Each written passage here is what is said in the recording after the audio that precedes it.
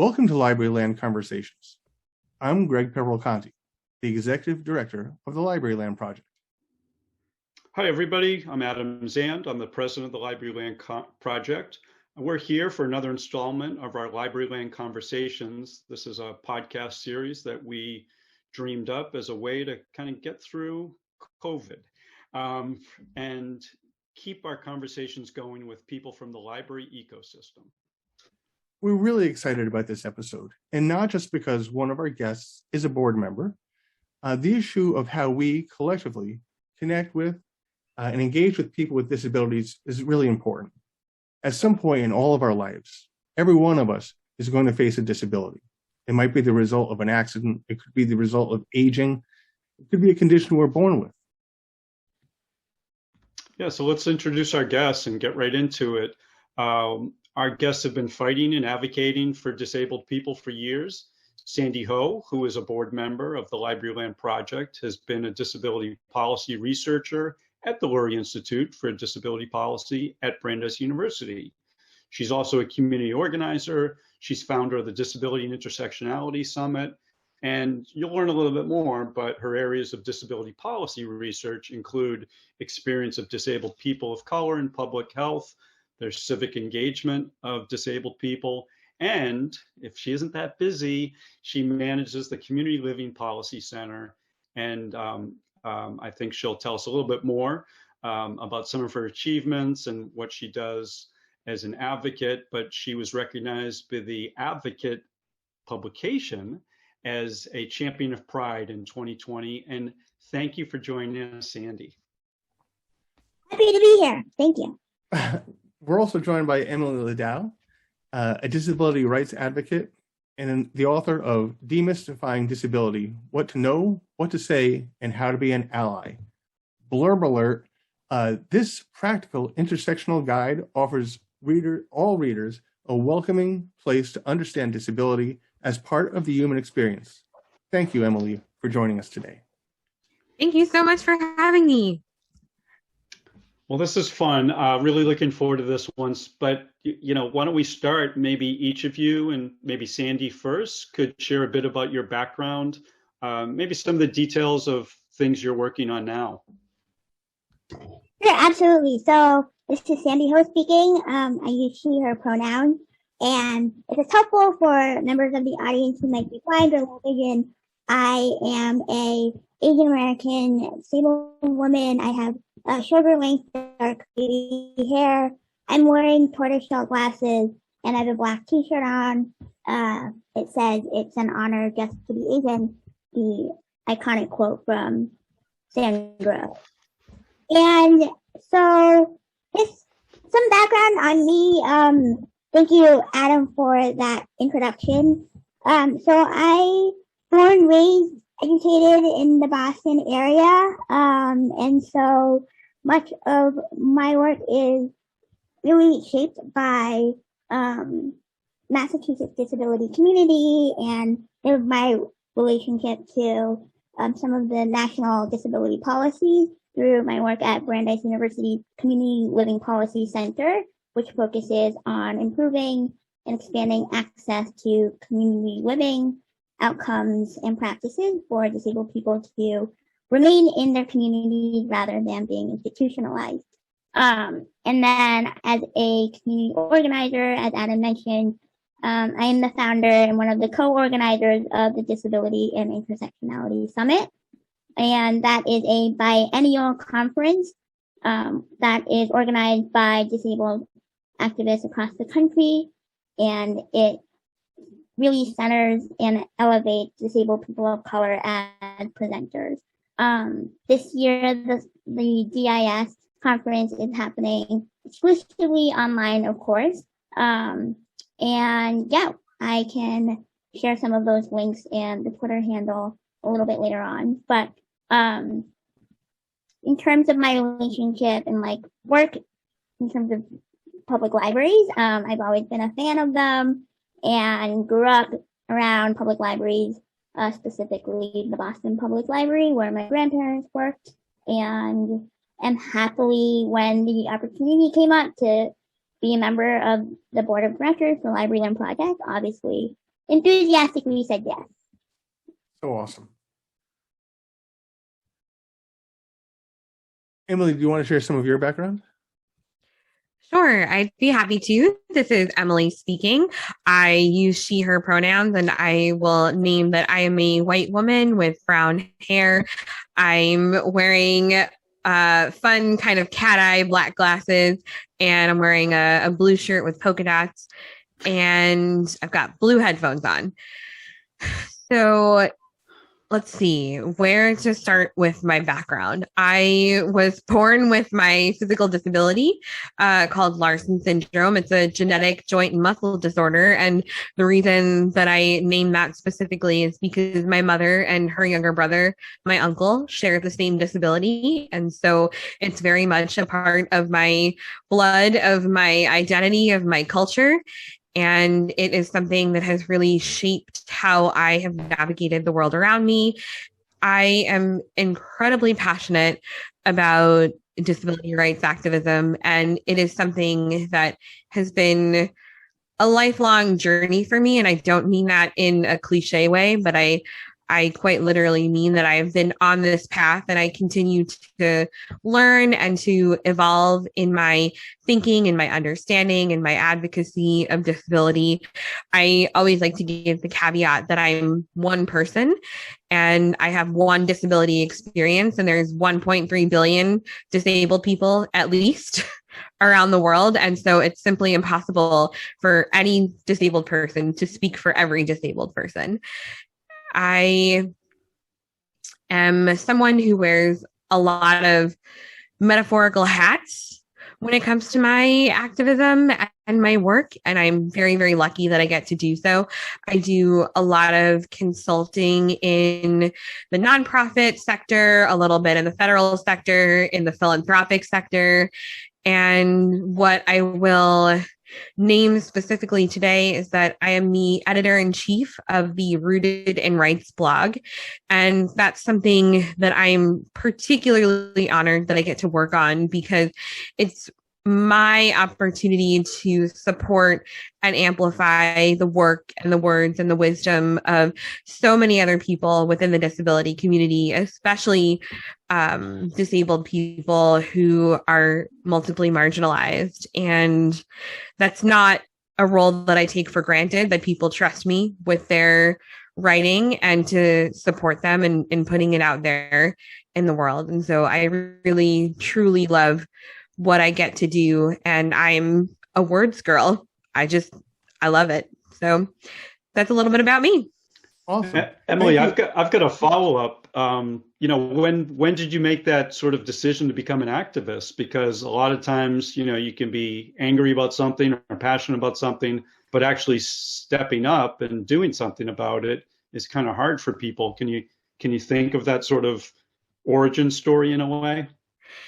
To be quite honest, I don't think that there was one moment that determined my activism. I think that when disability is part of who you are and the rest of the world is telling you to separate yourself from it, there's a couple of ways that can go. And for me, I leaned into it and I said, I'm going to defy everyone who's telling me that this is not something I should be proud of and something that I should embrace. And this is something that I'm passionate about understanding within myself and within the world around me.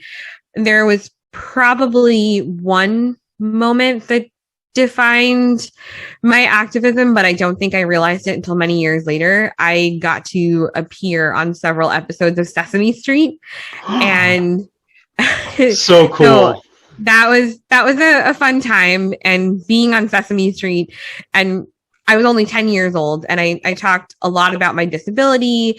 I moved into the neighborhood. I got to hang out with Big Bird and Elmo and Oscar and, talk about my experiences using different mobility equipment and things like that.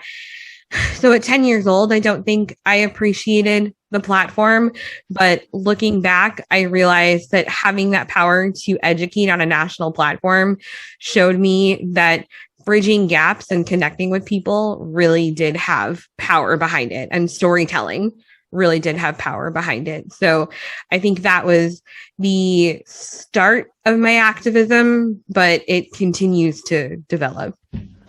So it's awesome to you on Sesame Street. I watched it when it first came on, and my kids watched it as they grew. I read your book, and I really enjoyed it. Although maybe enjoyed is the wrong word.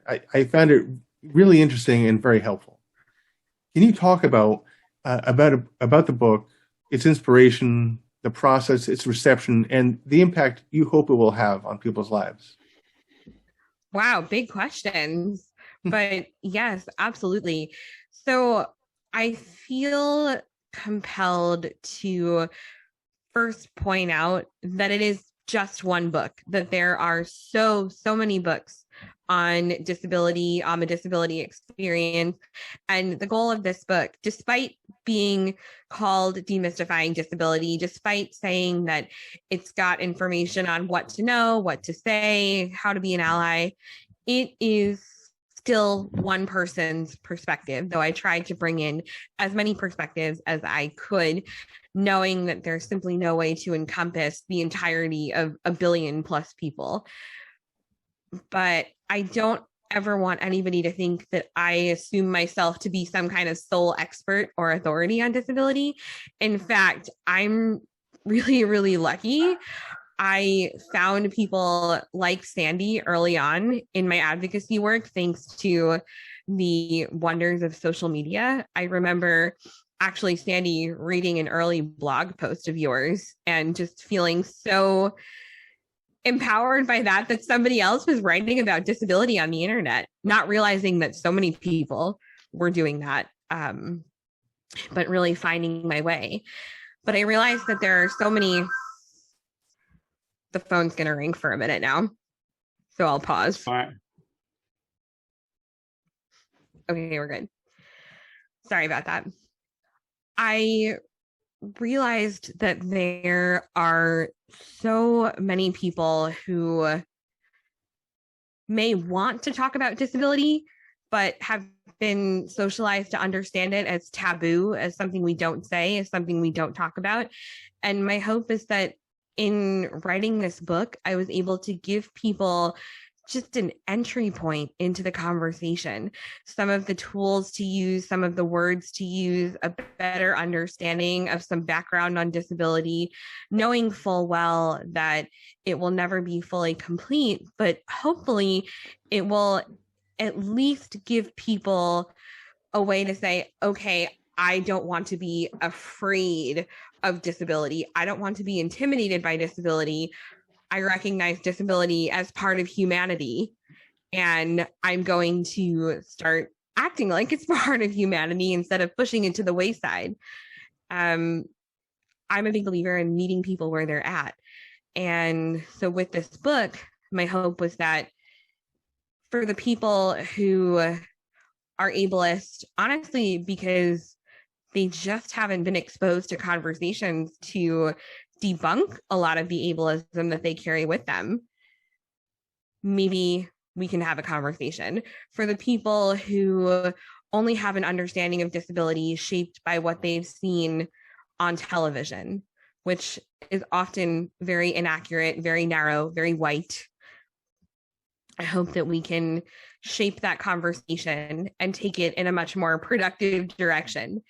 So that was really the impetus behind the book, was just creating that starting point for people, just one starting point, and hoping that after people read it, they won't say, oh, I read one book, I'm done now. They'll say, okay, there's so much more out there to read, to consume, to understand, and I want to be a part of that. Well, we're really glad you are, and obviously sharing with our audience. And just for people who weren't taking notes before, the name of the book is Demystifying Disability: What to Know, What to Say, and How to Be an Ally. Sandy, I want to turn over to you. And one of my heroes in the local Boston media scene is on WGBH once a week. It's the Reverend Irene Monroe. I don't have a question about her, but a term she uses pretty much every episode is intersectionality.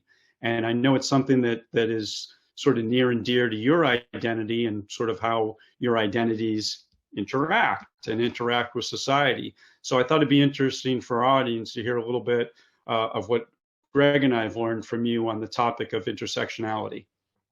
Great, thank you.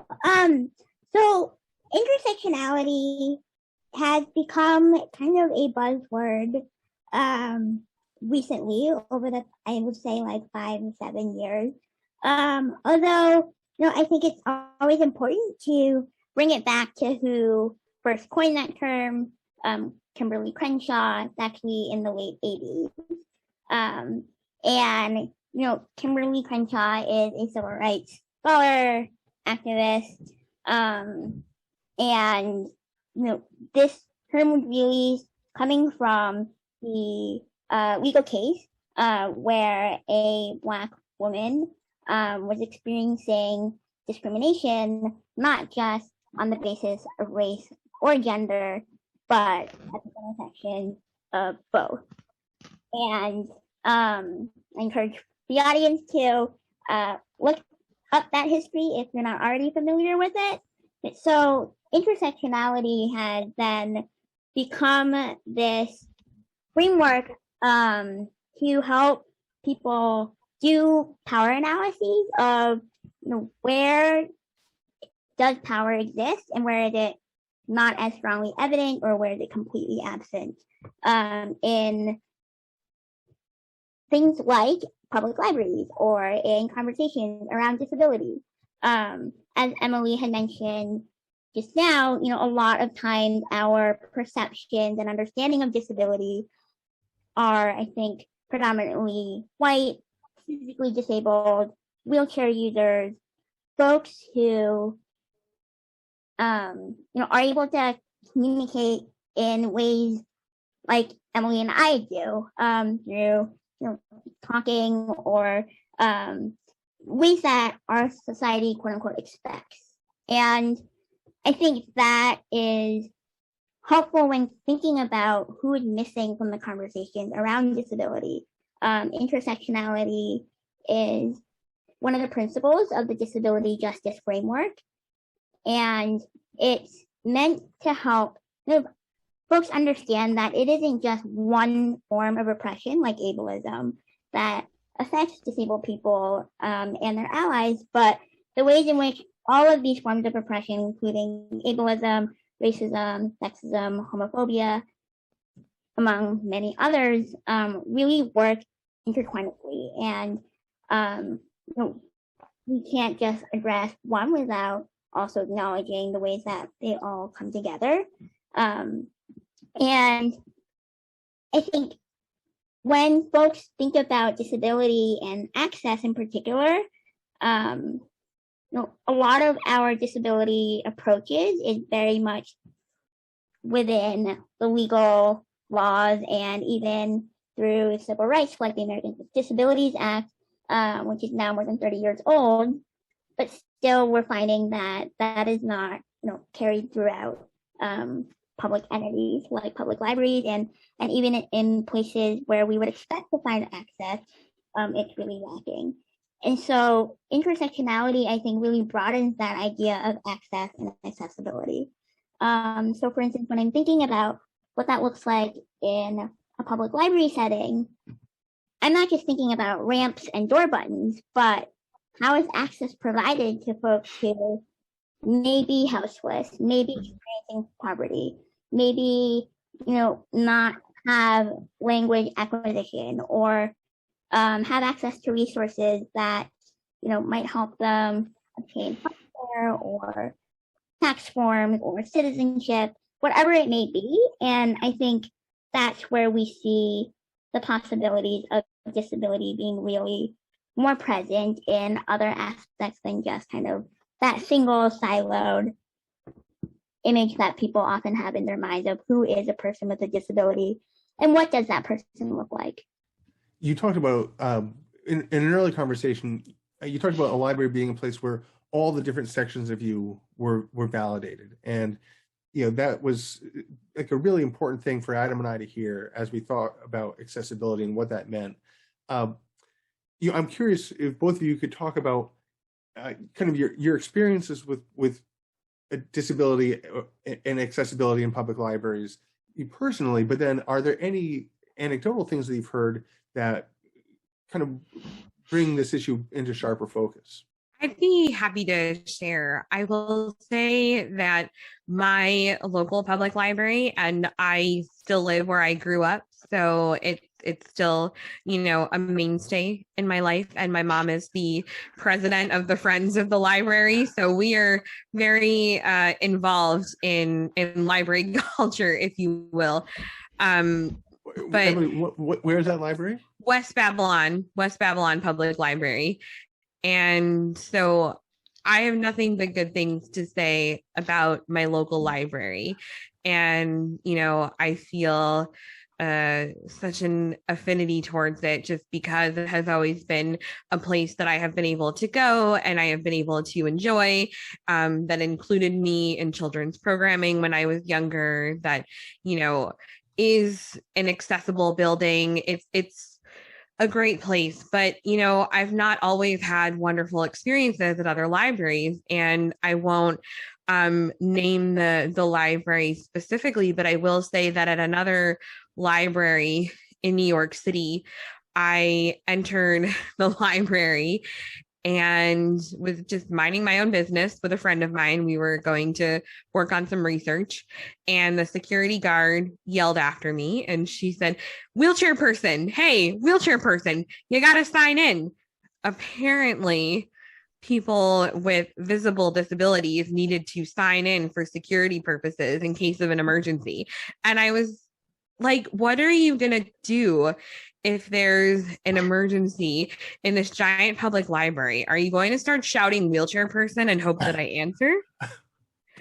So that story sticks with me because, yes, it happened in a library, but it's really something that could happen anywhere. But my hope has always been that in, places of public gathering and public learning, that people would know better, or people would have access to some kind of training to know better. But unfortunately, that's not the case. And so my experiences with libraries have certainly varied, from very, very positive to rather negative, as you can tell. But on the whole, I feel like my local library has always been a particularly safe go-to space for me, and I feel very lucky.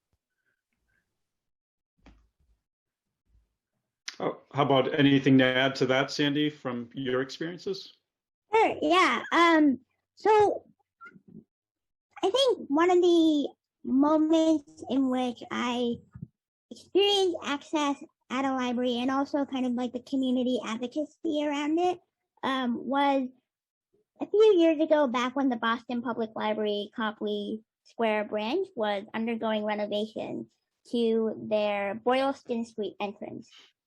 And at the time, the other entrance, the Dartmouth Street facing entrance, was not accessible. But because they were doing renovations to the accessible entrance, the city had to install what they had at the time called a temporary ramp to the Dartmouth Street entrance. And I remember the local Boston disability community coming together to the mayor's office of people with disabilities, and having this meeting and advocating for the fact that it isn't just one or the other entrance, but we need to provide accessible entrances for everybody.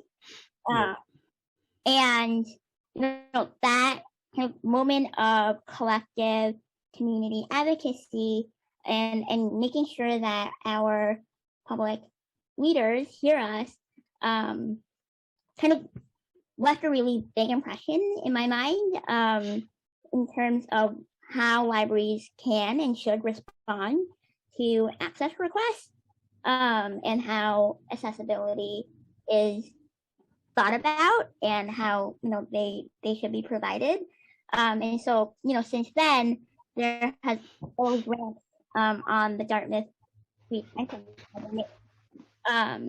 And it's really cool because, growing up, my grandparents worked at that Copley Square branch of the library, and I never able to go up, those staircases and see, the marble lion statues from that side of the entrance. I always had to go through and do the roundabout back end and through the elevators and all of this stuff. And it's just kind of what Emily was saying too. When I'm thinking about emergency access, these are the things that come to mind.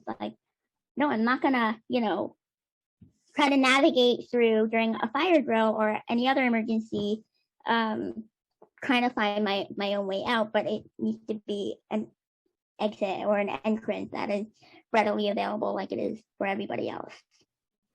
I really like both the examples you use, because at some level, I'm sure the libraries are thinking, oh, we care about people with disabilities. We're going to come up with this list of people, or we're going to come up with this convoluted route to get them in no matter what.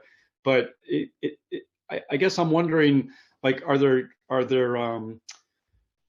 how can a library be more of an effective ally and sort of ask people who are disabled, what the experience is like for them? I think that's such a vital question to ask, because I acknowledge Sandy and I have been talking largely about physical accessibility because that's our primary experience of disability. Not to speak for you, Sandy, but to point out that we are both wheelchair users and physically disabled, and so that is a lot of what access looks like to us. But library access is really about so much more than just physical accessibility, as Sandy was naming. I think that we need to recognize that libraries are places where everyone can and should be welcome. And so that means people who have intellectual disabilities. That means people who have mental health disabilities, right? That means people who have non-apparent disabilities. And so it's not just a matter of, is there a ramp to get into the building, but are you providing cognitively accessible reference materials and resource materials?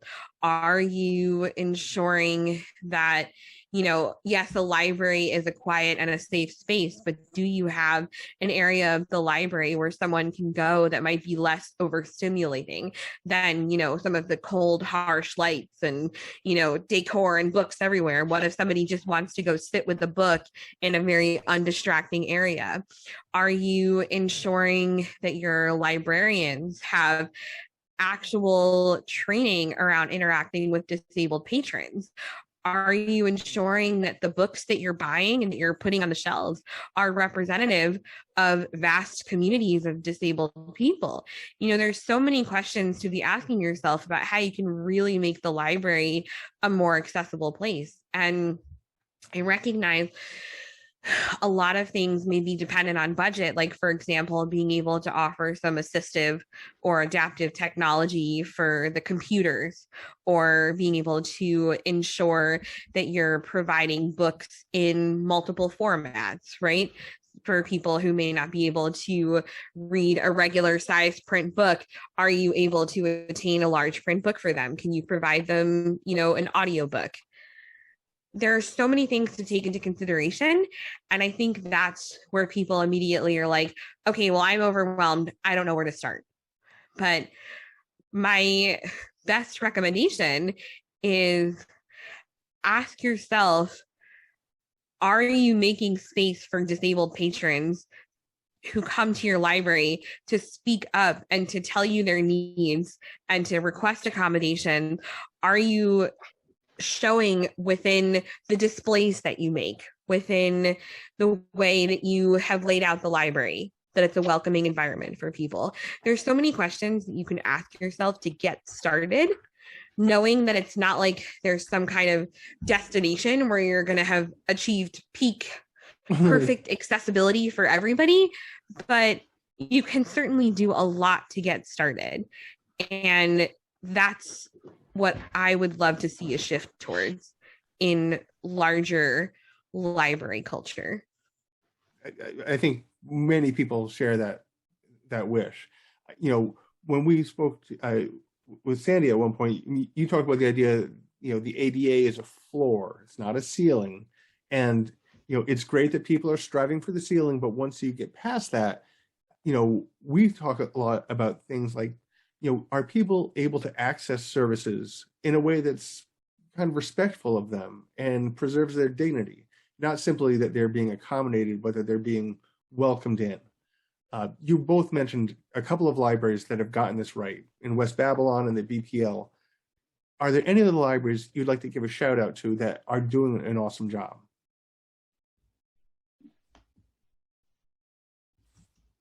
Yeah, so this is Sandy, and the ones that come to mind immediately for me, and I want to preface this by saying that in the before times, whenever I traveled, I would always make it a point to visit public libraries of the cities that I went to, not only because I knew that those were the places that would likely be accessible to me, but also because public libraries in those cities are representative of the actual community, the culture, the place that I was visiting. And so two of those places I wanted to highlight are the San Francisco Public Library, where I noticed immediately coming into the entrance on the first floor, there's a large sign that said deaf services. And that was a place where not just for deaf and folks who are hard of hearing can get resources and information, but also is just a welcoming and open place for their educators, for speech therapists, for whoever wanted to learn more or are working with deaf and hard of hearing folks. And then the second library that comes to mind is the New York Public Library. And I bring that up because of learning more about their Braille and Talking Book Library resource, which is so cool. And I'm sure Emily, as a New Yorker, could talk more about this. But when I learned that, they provided students who are blind, all of their summer reading materials in an accessible format, that, it was just sort of well, obviously that's needed and that needs to be done, but to have that be in a public space rather than in some back corner in a school setting in a quote unquote special classroom resources, right, that further stigmatizes. I think this is where libraries can lead in just having the visibility of disability present in our communities like they have any other resource. I got a resource follow-up question. So people are going to listen to this, hopefully watch it and want to do more and want to learn more. Where should people turn for those resources to be educated on a lot of the topics you've both talked about?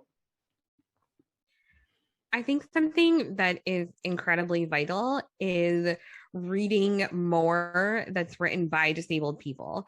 I think that is one of the most important things you can do, not necessarily because it's going to provide all the answers, but because it's going to give you a much broader cultural perspective when it comes to understanding disability culture, history, identity. I mean, I cannot recommend enough Alice Wong's anthology, Disability Visibility. I think that's a really strong and important representation of a vast array of different disability experiences.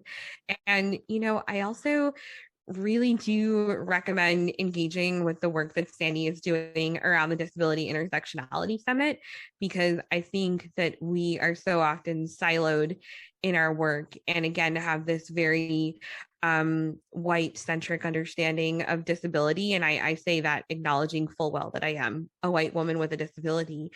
I am very lucky that there are organizers who put together learning opportunities for me so that I can continue to expand my own knowledge around disability and then bring that back to the rest of the work that I do. And I think that's crucial for librarians. It's one thing to have a one-day sensitivity training. I actually, back in 2016, participated in a sensitivity training for the New York Public Library, but that's one day. And I don't want you to be sensitive to me. I want you to treat me like a human being. I want you to acknowledge my humanity and keep learning and keep going. What do you wish, what do you wish more libraries were thinking about or doing? I mean, a one-day sensitivity workshop sounds awesome, but you say that's not really a solution. What do you wish they were doing? Well, I think that in some ways, librarians are already, and public libraries are already doing some of this. They might not be calling it or thinking of it as disability access. But so one example would be recently, I've been seeing public library systems across city do away with fines for late fees. And not only is this an example of a intersectional and also disability access policy, but it's because when we think about who the public library is serving and what that population looks like, who are the surrounding communities, and recognizing that poverty is one of the biggest barriers for many communities, including disabled people, and disabled people of color who are multiply marginalized. This is something that libraries can and should be doing more of, and thinking about not just like how to address disability, but also, the intersectionality of disability in the ways that it is embodied in their patrons or the services that they're provided. And I think like one other example would be recognizing that disability is across the lifespan, right? And so people acquire disability, whether through poverty, illness, and trauma, like Greg, began this podcast with. And just because that library might be providing access doesn't mean it is a one size fits all. So, providing access is great, but also don't be disappointed if a disabled patron doesn't use that form of access that you provided. For example, I personally do not use the automated checkout, even if they are at a lower table. And it's just things like this where it's not about addressing disability, and it's more about recognizing that disability is a part of the community that libraries are already serving.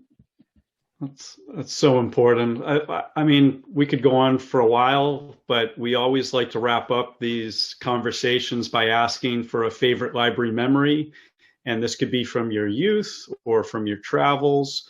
And, this has been awesome. It's been eye-opening, ear-opening. You've given us a lot to think about, but we'd love to hear about some of your formative library experiences. I think my favorite library memories, and it's hard to isolate one specifically, but I want to point to my college library because the number of late nights and group gatherings that were in that library, just, whiling away the hours, finishing papers, and we would call it, it was called the Swarble Library. I went to Adelphi University. And so my friends and I all called it Club Swerbs because we spent so many nights there. And so I just think back so fondly to my time in my college library because I knew it was always a place I could go to get things done. I knew it was always going to be there for me, no matter the hour of the day, no matter what I was working on. And of course, that it was accessible to me. And I never felt like I did not belong there. I wish I could zoom in on more specific memories, but let me tell you, I'm so far out of college now. It's been 10 years that everything is just blended together for me. But yeah. Good days and good nights and club swerves for sure. Sandy, you shared a couple earlier, but do you have another one you want to grace us with? Sure. So, growing up, I grew up in the city of Newton, Massachusetts, and so was frequently a visitor of the Newton Free Library. And also, many of my friends' houses in elementary, middle school, and even still today, were not necessarily the most accessible places. And so instead, I would often just tell our parents, like, yeah, we're working on a group project at the library. and instead just like go and hang out. And you know, like the thing is, libraries are also a place of joy, of gathering, and not just work and serious, silent, quiet studying behind dusty books. But I think that's what I'm most excited about when I think about like the direction libraries are going now. That it is such a community place where fun can be had. Awesome. Is there anything as we wrap up that you guys would like to plug or promote? Anything you're working on you want to share? I would just be happy to note that if people want to continue the conversation at all, they're welcome to find me on social media. I'm on Facebook at Words I Wheel By. I'm on Twitter at Emily_Ladau, Ladau, and I'm on Instagram, no underscore, just at Emily Ladau. So I welcome people to connect and engage. And this is Sandy, and I would just welcome and invite folks that if you're interested in checking out any of the Intersectionality Summit workshops for the rest of the year, following me on Twitter. So the Intersectionality Summit's Twitter handle is DISummit_org. And then my personal Twitter is Not Your Average Ho 101. And about libraries, about Legos, about tea, about pretty much anything. And yeah, thank you so much for having me. And I am just so privileged to even have Emily as a friend and advocate. So yeah, this has been fun. Oh, thank you both. Emily, Sandy, it's been an absolute pleasure speaking with you guys today. Thank you so much for joining us. Thank you for I'm having going us. to take, of course. And I'm going to take a tip from Emily. Greg is wearing an orange hat. He's wearing a green sweater with a G orange on it that his wife made him. I'm wearing silver glasses, and I've got Liverpool headphones and a shirt that's kind of stripy. But thank you both for being here. We're going to have more Libraryland conversations. We thank followers. We thank friends. And obviously, if you're a first-time listener, welcome aboard. If you have comments, questions, suggestions for guests, please drop us a line, info@librarylandproject.org. That's also our website. And until next time, we'll see you in Libraryland. Bye. Libraryland. Stop on by.